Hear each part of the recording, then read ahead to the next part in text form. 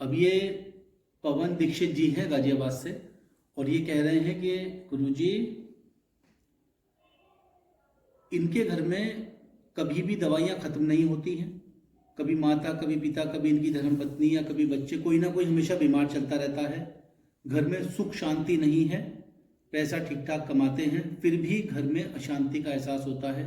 घर में आने का मन नहीं करता। छोटी छोटी बातों पर झगड़ा हो जाता है, जिसका हम सोच भी नहीं पाते। उस बात पे लेके बात बहुत बड़ी हो जाती है और हमेशा कोई ना कोई बीमारी घर में बनी रहती है।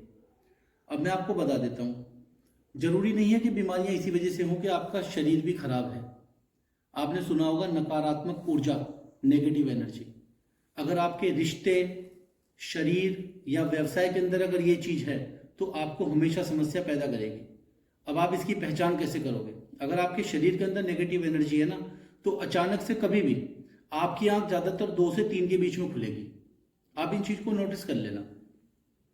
आप परेशान रहने लगोगे। आपको अंदर से महसूस होगा कि कहीं ना कहीं मेरे अंदर अस्वस्थता आ रही है।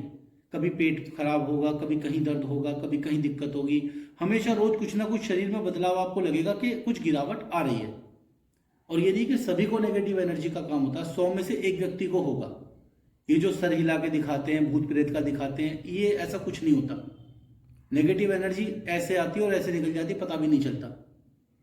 अगर शरीर के अंदर है तो ये समस्या, और रिश्तों के अंदर है तो आप बस सामने वाले पार्टनर का मुंह खुलने की देर है, आपका दिमाग एकदम घूम जाएगा, क्रोध से भर जाओगे आप छोटी सी बात पे कि ये यहाँ पे क्यों रखा है, इसी बात पर झगड़ा हो जाएगा।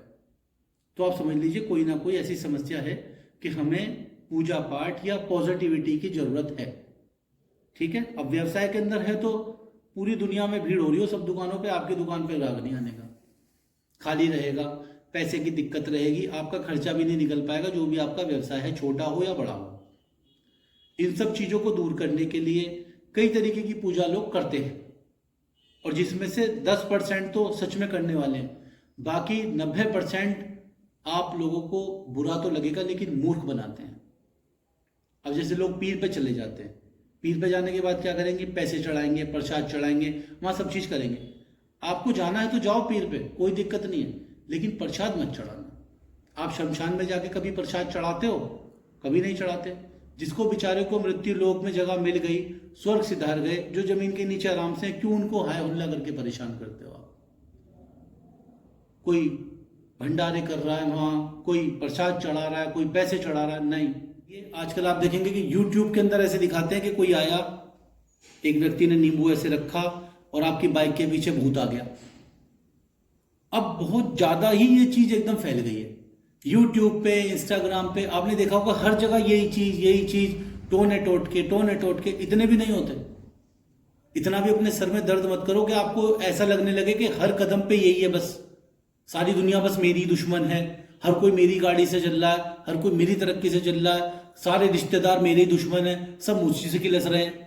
अगर आप ऐसे करोगे तो ना तो रिश्ते चलेंगे, ना आपका जीवन अच्छा चलेगा, आपका जीवन दुखों से भर जाएगा। इतना भी बहुत ज्यादा नहीं होता, होता है लेकिन थोड़ा बहुत होता है। लेकिन अगर आपकी कोई बीमारी इस तरीके की है, नकारात्मक ऊर्जा वाली, तो 100% ठीक हो जाएगी। चाहे ऐसी बीमारी हो भी है, आप कहीं भी इलाज करा चुके हो, चाहे आप पूरी दुनिया में कहीं भी आप दिखा चुके, डॉक्टर भी आपको जवाब दे चुके, सब कुछ हो चुका, आप पे कोई रास्ता नहीं बचा, उन्होंने कह दिया कि आप घर पे जाकर आराम कर लो या भगवान से प्रार्थना करो या इनकी सेवा कर लो, आप तब भी हमसे संपर्क कर सकते हो। क्योंकि मंत्रों के अंदर इतनी शक्ति होती है कि आप समझ ही नहीं पाओगे उस चीज को, अगर आप ये चीजें नहीं जानते तो। अगर आपके घर में किसी भी तरह की कोई भी समस्या हो और आप दुनिया में थक चुके हो सबको दिखाकर, तो आप हमसे संपर्क कर सकते हो। नीचे व्हाट्सएप नंबर है। और आपकी नज़र में कोई ऐसा व्यक्ति हो जिसको ऐसी बीमारी हो कि भाई ठीक होने का नाम ही नहीं ले रही, तो आप एक बार उनको हमसे मिलने की सलाह दे देना, क्या पता उनका जीवन बच ही जाए। हमें अपने साथ साथ दूसरों की बीमारी और दुखों में भी हमेशा खड़े रहना चाहिए। अगर हम दूसरे की परेशानी में साथ खड़े होंगे ना, तो भगवान हमारे साथ खड़ा होगा। ये बात याद रखना। जय श्री राम।